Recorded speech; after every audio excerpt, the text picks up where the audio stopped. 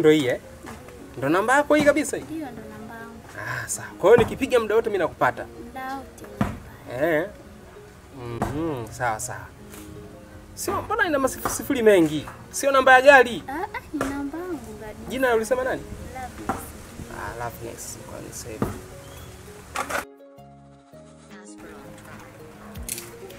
Oya Mkinga. Bwana vipi Mkinga? Fresh vipi? Fresh. Lakini ngoja kwanza subiri. Vipi? Mbona shobo? Punguza shobo. Acha uchawa, mimi sina hela zozote. Sina hela mimi. Kwa hiyo mimi wewe ufai kuwa chawa wangu. Taratibu, tilita, pole pole. Nakusikiliza vipi? Nilikuwa nakuuliza vipi? Umepitia pale maskani?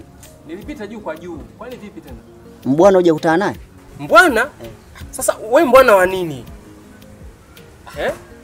Mimi unajua mshikaji wangu lazima nikutane naye. Hauna issue yote mbaya labda? Hiyo siri ya kambi. Msiwe wazee wa pila nyinyi. Maana nyinyi wazee kama nyinyi mchoraji kumchoma mtu.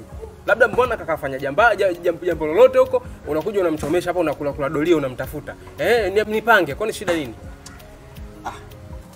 Hamna bwana. Shida nini? Sema nini? Basi bwana. Basi ngoja subiri. Njoo kwanza. Kwanza wewe nina taarifa taarifa zako wewe. Wewe jamaa. Umeona? Yaani wewe unaonekana wewe unapelekeshwa sana na mapenzi. Sasa huo ni uboya.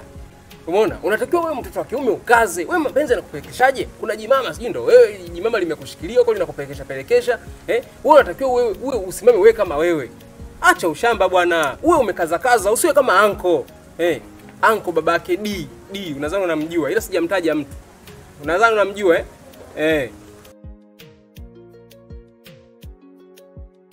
Fresh mwanangu. Mtoto wa kiume yule baadaye kazi eti anapelekeshwa na mapenzi. Kuna lijimama moja limemshikilia la wapi huko. Acha mimi niondoke bwana.